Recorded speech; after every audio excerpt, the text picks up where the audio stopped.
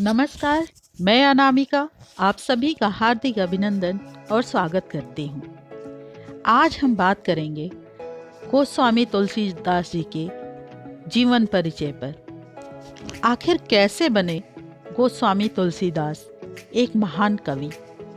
इसके पीछे क्या कथा है, इसको जानने का आज हम प्रयत्न करेंगे। कहा जाता है कि कलम में बहुत ताकत होती है। यह कहावत आज से नहीं, प्राचीन काल से प्रचलित है।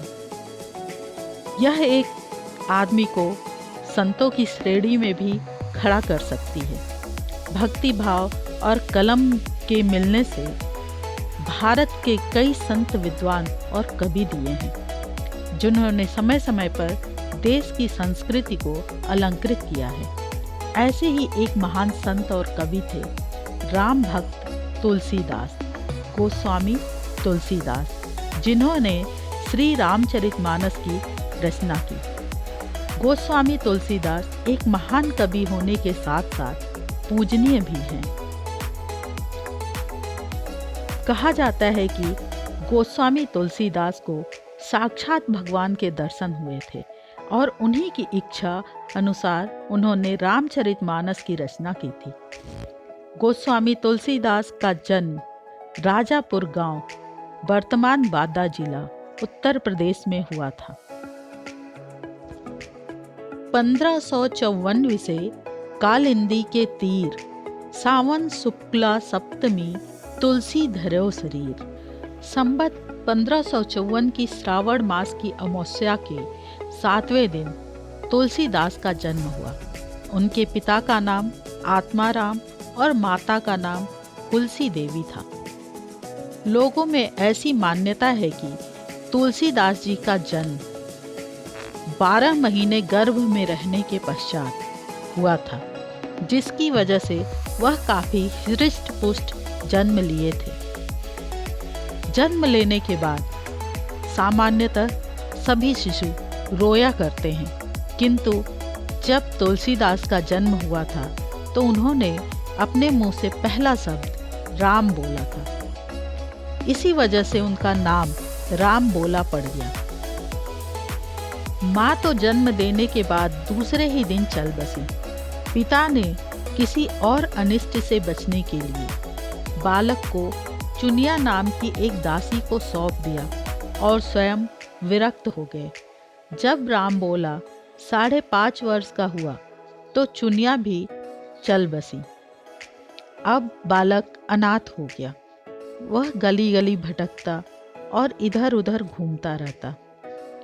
खुद अनाथ रहते हुए भी जीने को विवश था। बचपन में इतनी परेशानियां और मुश्किलें झेलने के बाद भी तुलसीदास ने कभी भगवान का दामन नहीं छोड़ा और उनकी भक्ति में हमेशा लीन रहे। बचपन में उनके साथ एक घटना घटी जिसने उनके जीवन को पूरी तरह बदल दिया। भगवान शंकर जी की प्रेरणा से रामसैल पर रहने वाले श्री अनंतानंद जी के प्रिय शिष्य श्री नरहरियानंद जी, नरहरि बाबा जिनको कहते थे, ने राम बोला के नाम से बहुचर्चित हो चुके इस बालक को ढूंढ निकाला और विधिवत उसका नाम तुलसी राम रखा। इसके बाद उन्हें शिक्षा दी जाने लगी।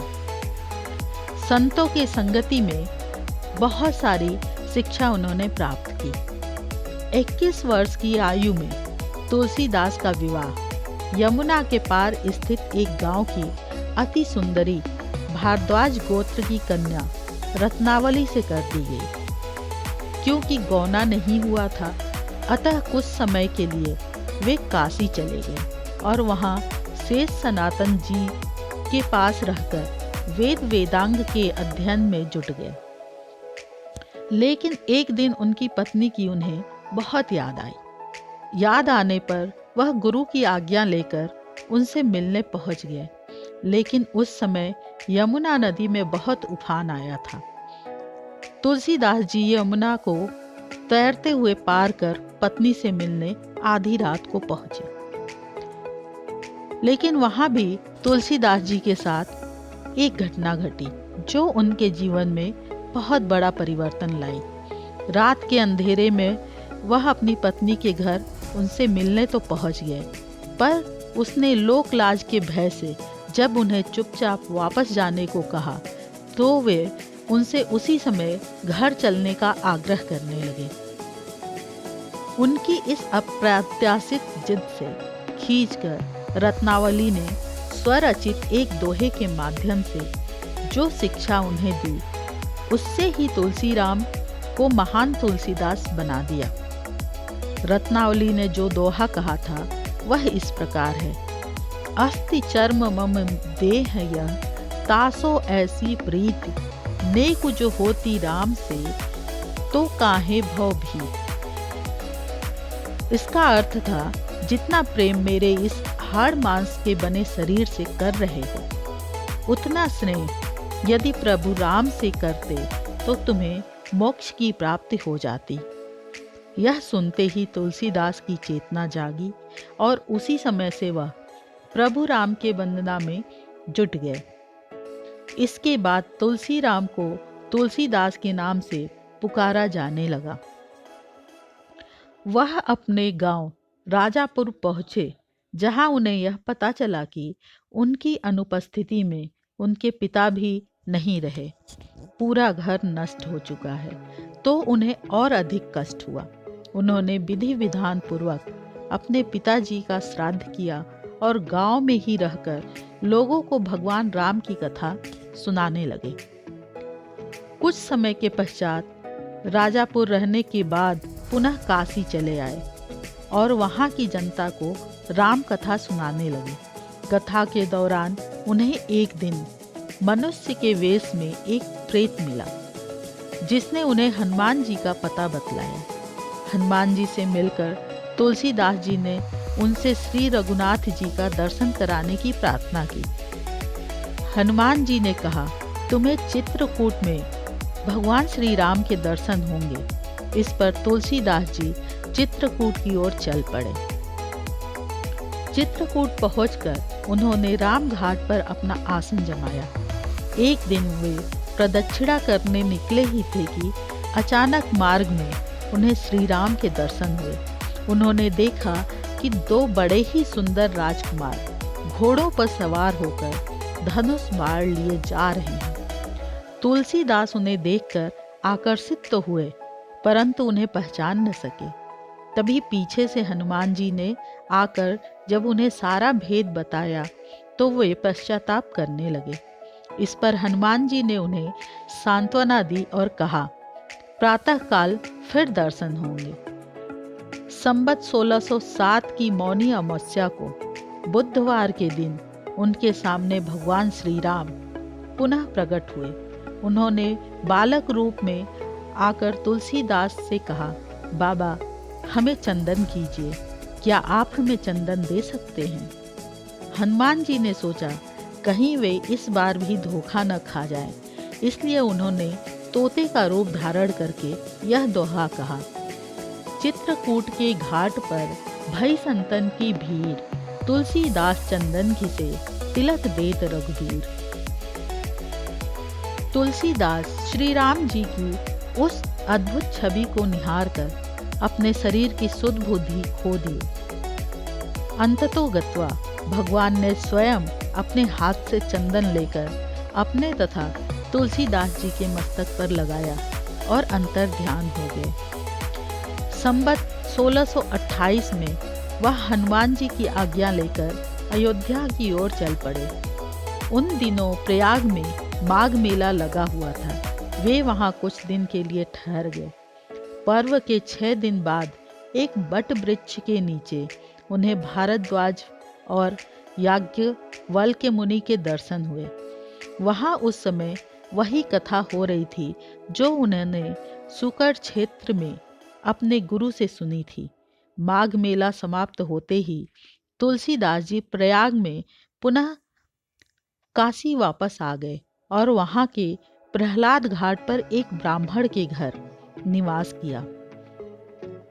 वहीं रहते हुए उनके अंदर कवित्व शक्ति का प्रस्फुरण हुआ और वे संस्कृत में पद्य रचना करने लगे। परंतु दिन में वे जितने पद्य लिखते, रात्रि में वे सब लुप्त हो जाते।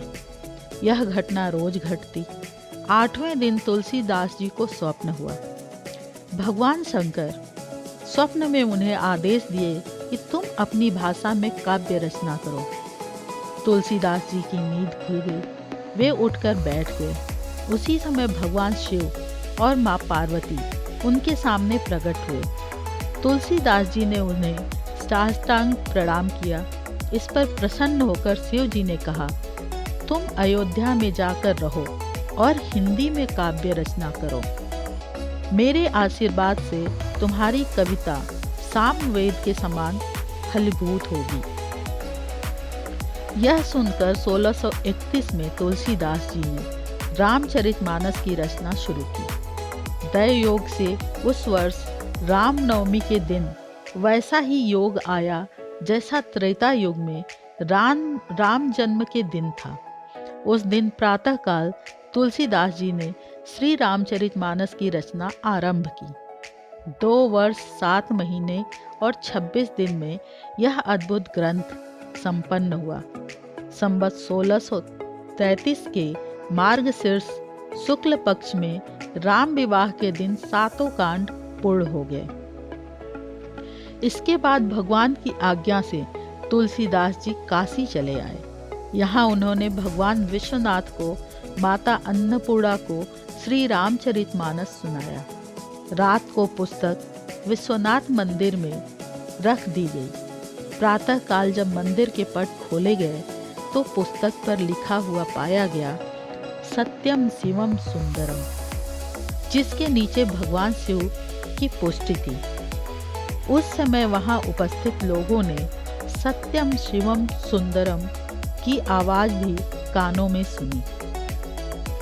तुलसीदास जी जब काशी में विख्यात घाट 80 घाट पर रहने लगे तो एक रात कलयुग मूर्त रूप धारण कर उनके पास आया और उन्हें पीड़ा पहुंचाने लगा। तुलसीदास जी ने उसी समय हनुमान जी का ध्यान किया। हनुमान जी ने साक्षात प्रकट होकर उन्हें प्रार्थना के पद रचने के लिए कहा। इसके पश्चात उन्होंने अपनी अंतिम कृति विनय पत्रिका लिखी और उसे भगवान के चरणों में समर्पित कर दिया। श्री राम जी ने उस पर स्वयं अपने हस्ताक्षर कर दिए और तुलसीदास जी को निर्भय कर दिया।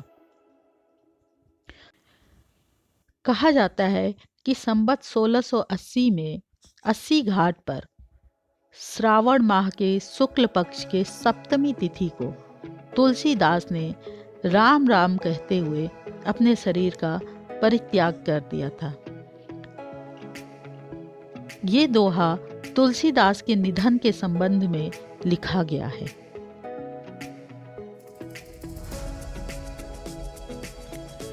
संवत 1680 असी गंग के तीर, श्रावण शुक्ला सप्तमी, तुलसी तजो शरीर।